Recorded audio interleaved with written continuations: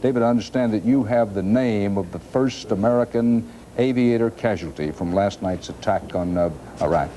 That's right, Dan. The Pentagon has released his name. He is Lieutenant Commander Michael S. Speicher, and I hope I'm pronouncing his name correctly. It's spelled S-P-E-I-C-H-E-R. He was 33 years old. His hometown is listed as Jacksonville, Florida, but that may not be where he was born.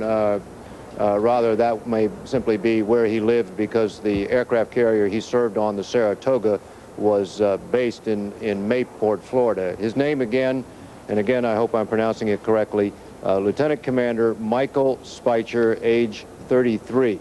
Now, I have now heard from 3 different sources that one other aircraft is lost.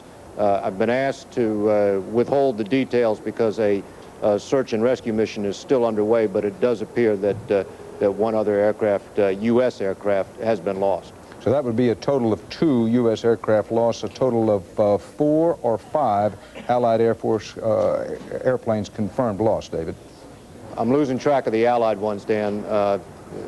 I'm only good on the U.S. ones. So. Well, I believe it's 2 U.S. confirmed now and 4, possibly 5 Allied total. If we can put up the Baghdad pictures again, Walter Cronkite, has there been anything since World War II that even approached this site of a modern city under fierce aerial bombardment and attack?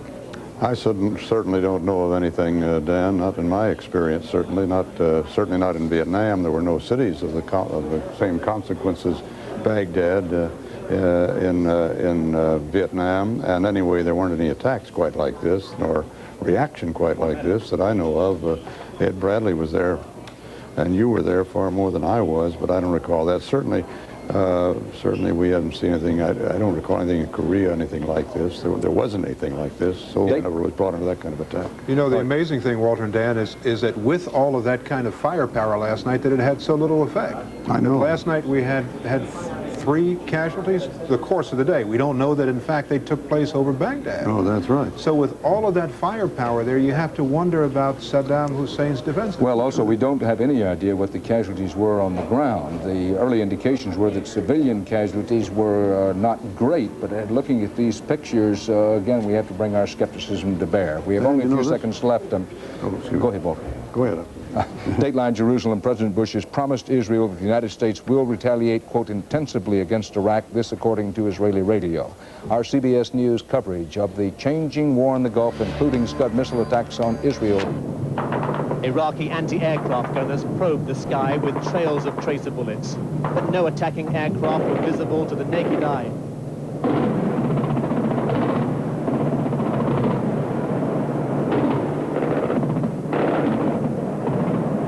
Behind this curtain of light, the electronic guidance systems of planes and missiles sent their payloads to Saddam Hussein's front door.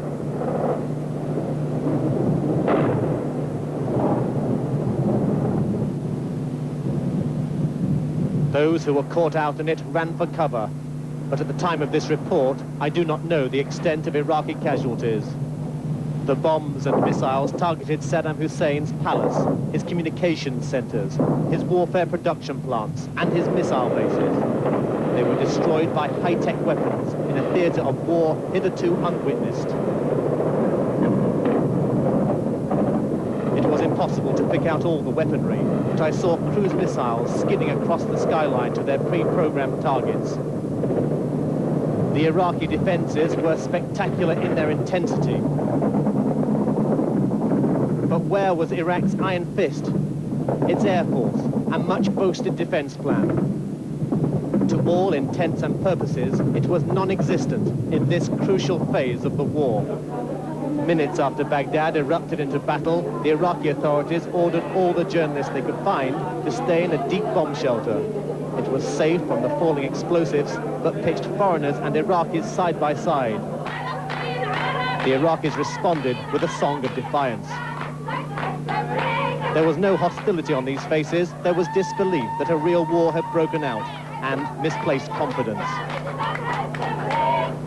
By first light over Baghdad, the mayhem had silenced. The attack formations and incoming missiles had stopped. There was an eerie calm. This was a city stunned by the gravity and speed of action.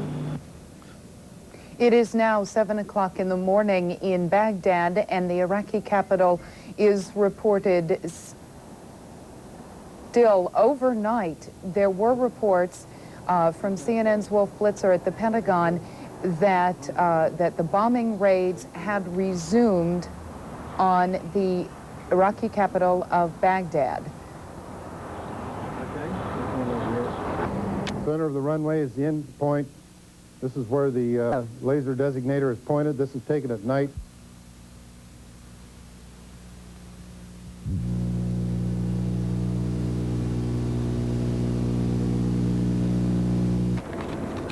To recap, if you had seen some of that video about an hour and 15 minutes ago, it showed incredible honing in on the target sites and bombing them very exactly, hitting a roof on a building that was the headquarters for the Iraqi Air Force, going through an air shaft on a building, trying to find the weak spots to actually blow them up. Again, General Schwarzkopf, the commander of Operation Desert Storm, says that it is going as planned, and he says the U.S. will continue to attack remaining missile sites relentlessly until they are damaged beyond use or destroyed.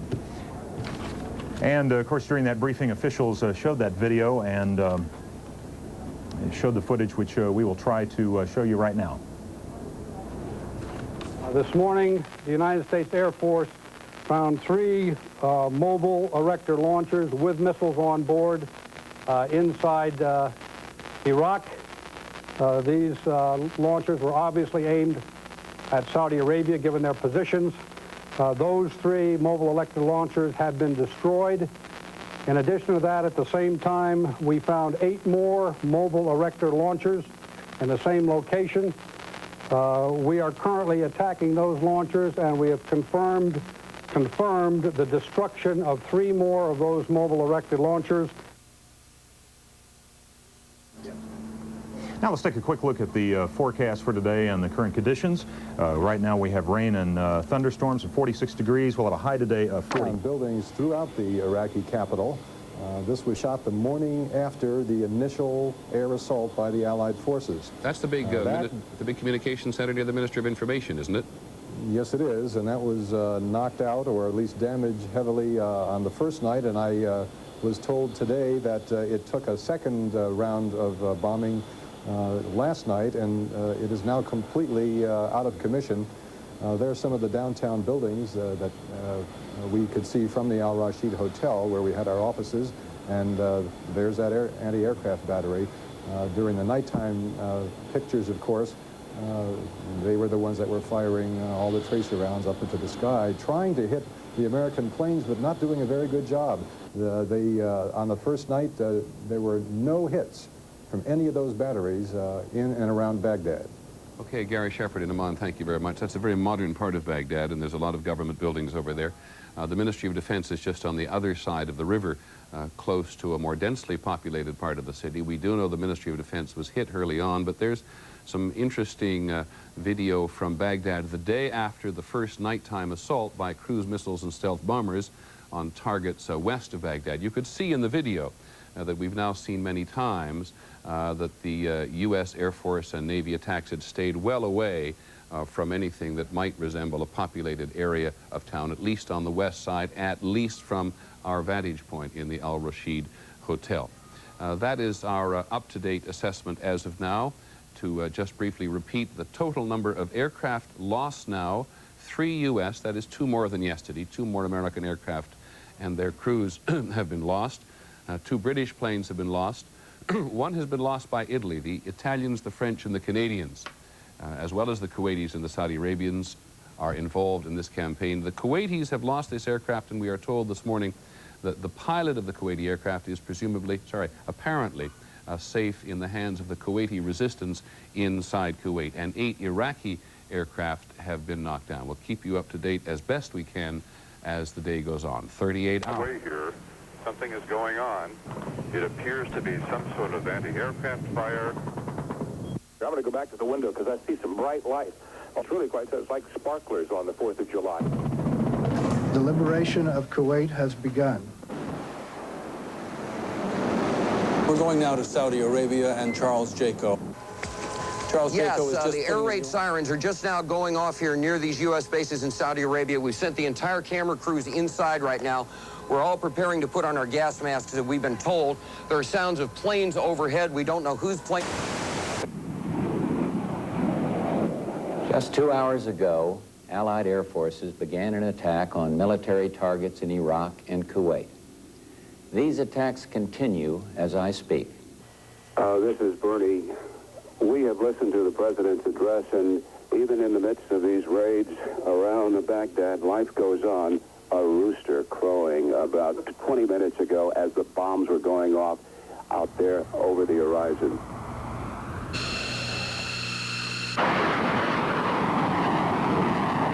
Operation Desert Storm is now 5 hours old, and it has been an eventful 5 hours. There were anti-war protests in Chicago, in Washington, in New York.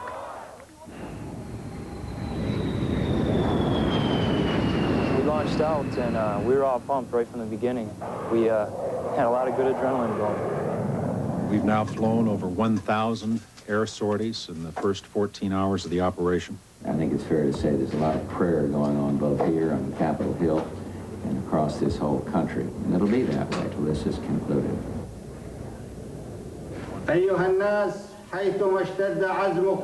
God is with us, he said. The will of Satan and evil in the White House will be defeated. Victory will be with us with the help of God. Here's Dean Reynolds again in Jerusalem. Dean, what can you add? Peter, I should point out that the air raid sirens went off in Jerusalem some time ago, and they have not repeated here. But in Tel Aviv, they've been going on and off for the last few minutes. In the Middle East tonight, the Iraqis launched a Scud missile attack on Israel, a volley of missiles between 8 and 10, which landed up and down the Israeli coast between Tel Aviv and Haifa. The U.S. military believes that an Iraqi Scud missile was intercepted by a U.S. Patriot missile at a large air base in eastern Saudi Arabia. Tonight, as our forces fight, they and their families are in our prayers. May God bless each and every one of them and the coalition forces at our side in the Gulf, and may he continue to bless our nation, the United States of America. We're going to remember that a long time. Desert Storm, it is almost